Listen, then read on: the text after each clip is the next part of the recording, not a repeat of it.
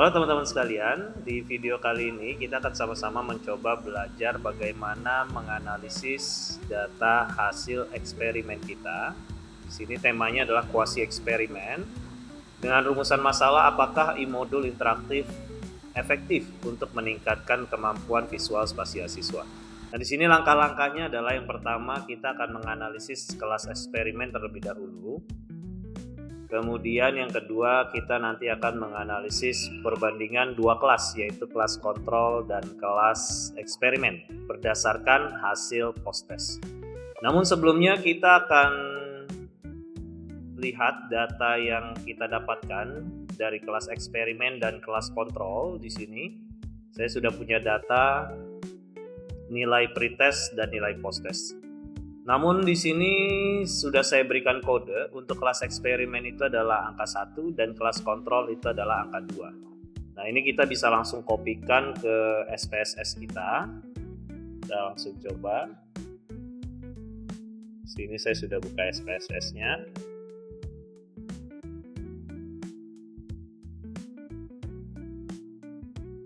Dan kita kopikan juga untuk yang kelas kontrol.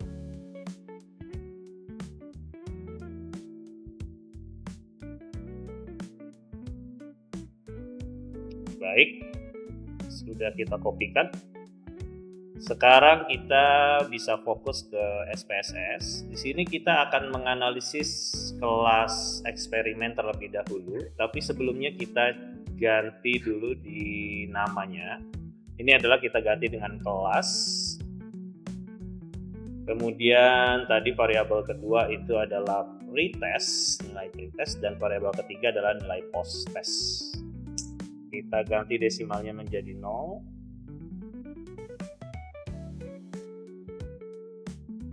Kemudian kita ubah value-nya di sini karena tadi kelas yang pertama adalah kelas eksperimen, kita tulis dengan eksperimen.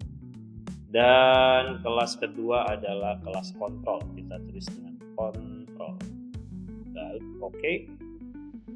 Kemudian karena kita akan hanya menganalisis kelas eksperimen saja, kita akan coba bagi kelas tersebut. Jadi kita tidak menganalisis kelas kontrol, kita coba filter datanya. Di sini kita pilih data, kemudian select cases. Kemudian di sini kita lihat ada tulisan if condition is satisfied. Di sini kita klik if.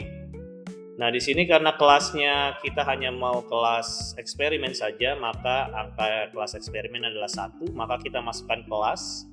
Kemudian kita berikan tanda sama dengan, kemudian kita ketik 1. Klik continue dan oke. Nah, secara otomatis data akan terfilter. Hanya kelas eksperimen saja yang kita analisis. Baik, sampai di sini kita akan coba mulai. Kita akan analisis kelas eksperimen kita. Kita mulai dengan uji normalitas. Kita mulai dengan analyze, kemudian descriptive statistics, kemudian kita pilih explore. Nah, di sini ada kolom dependent list. Kita masukkan pretest dan juga post-test. Kemudian untuk kolom factor list kita masukkan kelas yang kita filter tadi, yaitu kelas eksperimen. Kita pilih plots, kemudian kita centang normality plot with test dan histogramnya, klik continue dan oke. Maka SPSS akan menampilkan data hasil uji normalitas kita. Karena data kita di bawah 50, maka kita menggunakan uji Shapiro-Wilk. Maka kita akan melihat di sini, kita langsung lihat saja test of normality ini. Jadi data yang kita lihat adalah data yang Shapiro-Wilk. Nah, nilai signifikansinya untuk pretest adalah 0,016 dan untuk post-test adalah 0,015. Nah, sebelum kita menganalisisnya, kita alangkah baiknya mengetahui kriteria dari pengambilan keputusan di uji normalitas. Nah, di sini untuk uji normalitas Shapiro-Wilk, jika nilai signifikansinya itu adalah di atas 0,05 maka kesimpulannya data terdistribusi normal. Namun jika nilai signifikansinya atau p-value-nya di bawah 0,05 maka data tidak terdistribusi normal. Nah, di sini data kita menunjukkan angka signifikansinya atau p-value-nya di bawah 0,05 maka data kita tidak terdistribusi secara normal. Nah, jika data kita tidak terdistribusi secara normal, maka kita akan lanjutkan uji Wilcoxon. Jadi uji Wilcoxon ini merupakan uji beda dua kelompok yang saling berpasangan. Nah, ini tujuannya untuk mengetahui ada tidaknya perbedaan kelompok yang saling berpasangan tersebut. Dan ini adalah syaratnya jika asumsi normalitas tidak terpenuhi atau data tidak terdistribusi secara normal. Baik, karena data kita tidak terdistribusi secara normal, maka kita akan lanjutkan dengan uji non-parametrik. Kita akan masuk ke Analyze, kemudian kita pilih non-parametric tests, kemudian kita pilih Legacy Dialogs, dan kita pilih Two Related Samples karena data kita saling berhubungan atau berpasangan. Kemudian di sini muncul kolom dialog. Nah, di sini untuk variabel 1 kita isikan pretest dan di variabel kedua kita isikan dengan post-test. Jangan lupa kita klik untuk test type-nya adalah Wilcoxon. Kita klik OK dan di sini sudah muncul untuk hasil datanya, yaitu hasil uji statistiknya. Nah, sebelum kita menganalisis hasil uji statistik dari uji Wilcoxon, alangkah baiknya kita terlebih dahulu mengetahui kriteria pengujian uji Wilcoxon. Nah, jika angka asymptote significance to tailed-nya adalah di atas 0,05 atau nilai p-nya atau p-value-nya di atas 0,5, maka tidak ada perbedaan yang signifikan. Namun jika p-value-nya di bawah 0,05, maka ada perbedaan secara signifikan. Nah, di sini kita lihat untuk hasil uji statistik atau uji Wilcoxon kita, nilai asymptote significant to tailed-nya itu di bawah 0,05. Jadi kalau di bawah 0,05 berarti artinya ada perbedaan secara signifikan. Maka kita bisa lanjutkan ke uji N-gain atau N-gain score. Namun sebelumnya, N-gain score itu bertujuan untuk mengetahui efektivitas penggunaan suatu metode atau media, dalam hal ini adalah e-model interaktif tadi, atau sebuah variabel penelitian atau perlakuan. Perhitungan N-gain score dilakukan dengan cara menghitung selisih nilai post-test dengan nilai pre-test. Nah, di sini ada rumus N-gain score-nya. N-gain sama dengan skor post-test dikurangi dengan skor pre-test, dibagi dengan skor ideal dikurangi skor pre-test. Nah, di sini kita akan coba membuat rumusnya terlebih dahulu. Kita gunakan transform di sini ya, masuk ke transform. Kemudian masuk ke compute variable. Kemudian di sini di target variable kita ketikkan post-test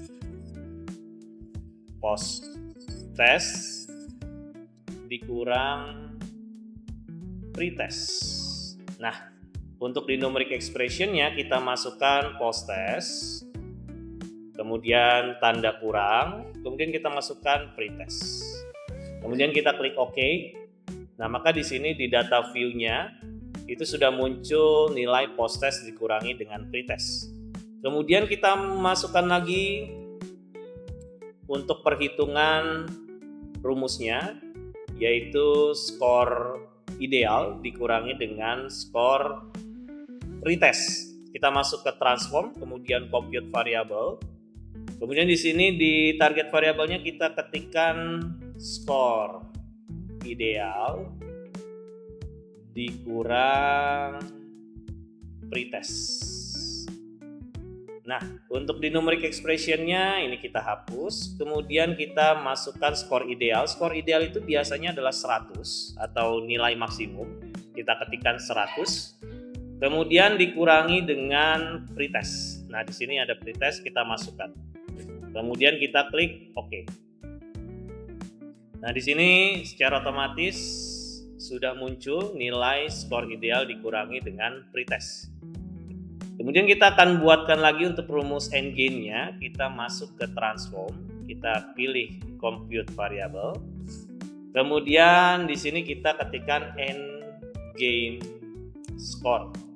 Nah, N-gain score tadi itu adalah rumusnya, kalau teman-teman masih ingat, itu post-test dikurangi dengan pre-test, ini ya, dibagi, kita pilih garis miring, ini adalah dibagi skor ideal dikurangi dengan pre-test. Nah, ini dia, kita klik OK. Nah, maka di sini di data view kita sudah muncul N-gain score-nya. Kemudian kita juga lihat di sini di kriteria interpretasi dari N-gain score, ini ada persentase, maka kita juga akan hitung persentasenya. Ini mudah sekali. Kita tinggal pilih transform, kemudian kita pilih compute variable. Kemudian ini target variabelnya kita ubah dengan N-gain percentage atau persen. Boleh juga. Kemudian di numeric expression-nya kita ganti menjadi N-gain score dikali ini dengan tanda bintang dengan 100. Baik, kita klik OK. Dan di sini nanti akan muncul N-gain percentage-nya. Nah, kemudian kita akan menghitung bagaimana N-gain score tersebut. Itu caranya adalah kita klik Analyze, kemudian kita klik Descriptive Statistics, kemudian kita pilih Descriptives. Nah, untuk perhitungan N-gain-nya, kita masukkan variables di sini adalah N-gain score dengan N-gain percentage. Nah, kemudian kita klik OK. Maka SPSS akan menghitungkan berapa N-gain score dan N-gain percentage dari kelas eksperimen kita. Di sini kita lihat data mean atau rata-ratanya. Nah, di sini sebelum kita menganalisis hasil deskriptif statistik dari N-gain score, alangkah baiknya kita tahu dulu bagaimana kategori atau pembagian dan juga kriteria interpretasi dari N-gain score itu sendiri. Nah, di sini untuk kategori pembagian N-gain score-nya itu sendiri, jika nilai G atau N-gain score-nya itu di atas 0,7, maka kategorinya tinggi. Sementara jika berada di antara 0,3 sampai 0,7, maka dikategorikan sedang, dan jika nilainya di bawah 0,3, maka kategorinya adalah rendah. Sementara untuk interpretasi dari N-gain score dari persentase, jika di bawah 40 maka tidak efektif. Kemudian jika di antara 40 sampai 55 itu dikategorikan kurang efektif. Jika persentasenya 56 sampai 75 itu cukup efektif, dan jika di atas 76 itu adalah efektif. Nah, kita lihat di sini untuk N-gain score kita itu adalah 0,3934. Dan persentasenya atau persentasenya adalah 39,3443%. Nah, ini menunjukkan bahwa N-gain score kita itu di antara 0,3 sampai 0,7. Berarti kategorinya sedang. Dan persentasenya itu di bawah 40 berarti tidak efektif. Baik, hal ini menunjukkan bahwa penggunaan e-modul interaktif dalam meningkatkan kemampuan visual spasial siswa itu dianggap efektivitasnya sedang, namun secara persentase dianggap tidak efektif penggunaan e-modul interaktif tersebut.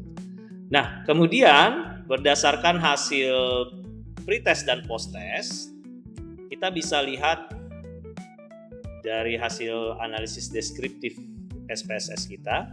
Nah, di sini untuk rata-rata pretestnya adalah 53,11 dan untuk rata-rata posttestnya adalah 74,24. Nah, hal ini menunjukkan adanya peningkatan dari hasil pretest dengan hasil posttest. Baik, kita bisa simpulkan bahwa dari hasil analisis pada kelas eksperimen menunjukkan rata-rata nilai pretest siswa itu adalah 53,11 dan rata-rata nilai posttest siswa itu adalah 74,24 di kelas eksperimen. Nah, ini menunjukkan adanya peningkatan di 21,13 poin. Kemudian hasil uji normalitas Shapiro-Wilk itu menunjukkan bahwa data tidak terdistribusi normal sehingga dilanjutkan ke uji non-parametrik yaitu uji Wilcoxon. Nah, dari hasil uji Wilcoxon menunjukkan adanya perbedaan yang signifikan antara nilai pretest dan nilai posttest. Kemudian hasil uji N-gain score menunjukkan 0,39. Hal ini menunjukkan bahwa efektivitas penggunaan e-modul interaktif untuk meningkatkan kemampuan visual spasial siswa itu termasuk pada kategori sedang. Sementara dari sisi persentase, N-gain menunjukkan 39,34%. Hal ini menunjukkan bahwa penggunaan e-modul interaktif untuk meningkatkan kemampuan visual spasial siswa itu tidak efektif. Baik. Kurang lebih seperti itu untuk hasil analisis pada kelas eksperimen. Selanjutnya, untuk yang kedua adalah kita akan menganalisis perbandingan antara dua kelas, yaitu kontrol dan kelas eksperimen, berdasarkan hasil post-test. Namun sebelumnya, karena data yang kita punya tadi hanya kita filter pada kelas eksperimen saja, sekarang kita akan buka kelas kontrol juga. Kita akan masuk ke data, kemudian kita pilih select cases, kemudian kita pilih all cases. Nah, kita pilih OK.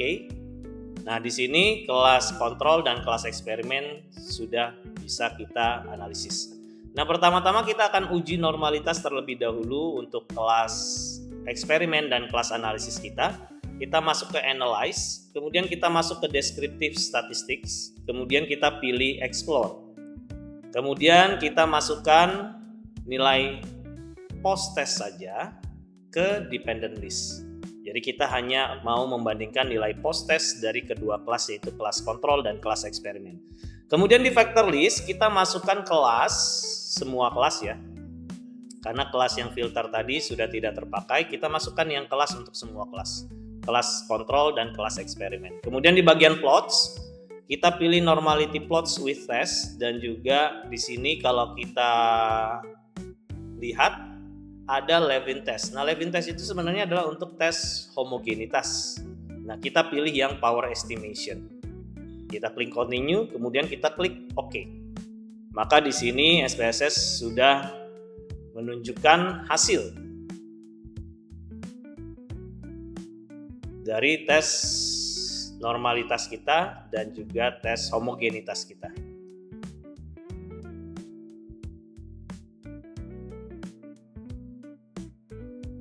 Baik, di sini sudah terlihat ada kelas eksperimen dan juga kelas kontrol.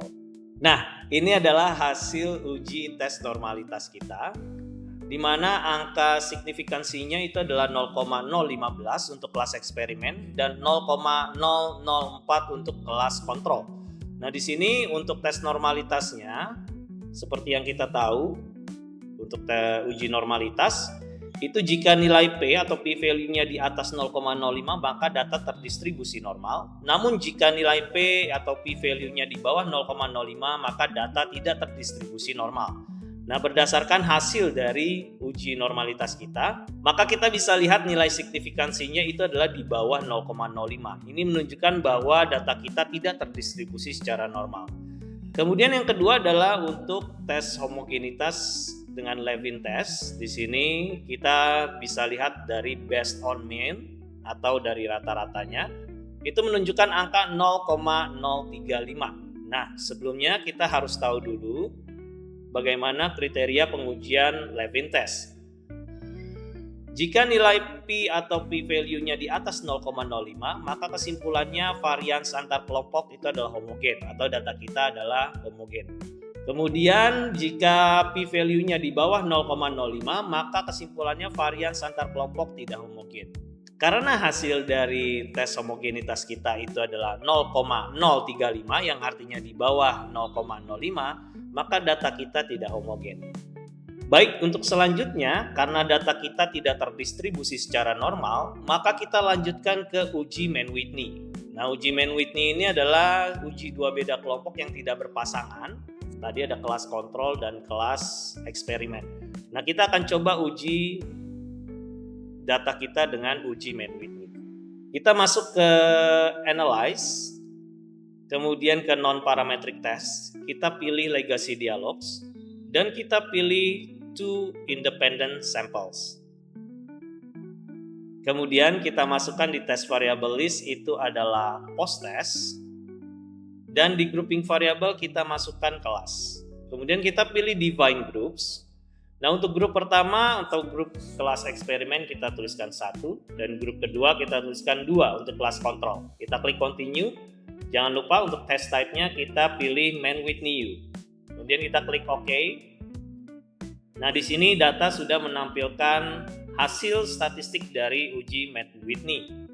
Nah, sebelumnya kita perlu tahu dulu bagaimana kriteria dari pengujian uji Matt Whitney.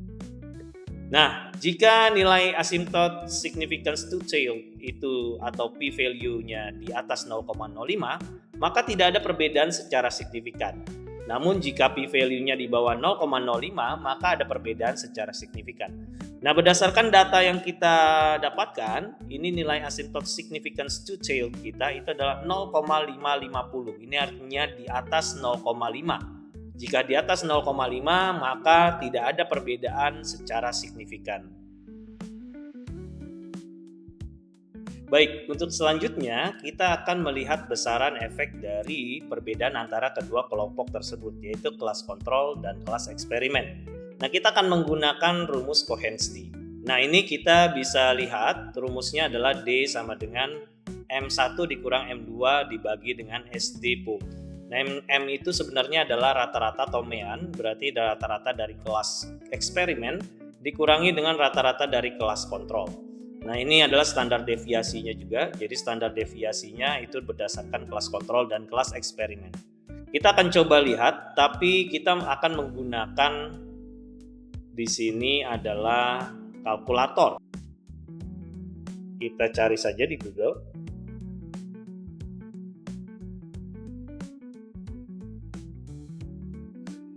Baik, kita cari saja di Google. Kita cari kalkulator Cohen-Stein kalkulator. Baik, kita pilih salah satu.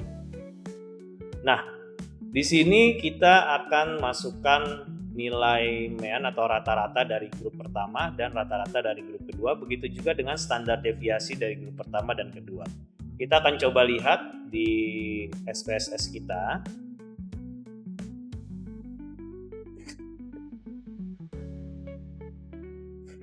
Nah, ini adalah rata-rata dari grup eksperimen kita. Kemudian yang ini adalah rata-rata dari grup kontrol kita. Kemudian untuk standar deviasinya itu adalah 13,878 untuk yang grup eksperimen dan 19,193 untuk yang grup kontrol. Kita akan coba masukkan ya. Berarti untuk yang grup eksperimen itu nilai rata-ratanya adalah 74,24, sementara yang kontrol 74,69.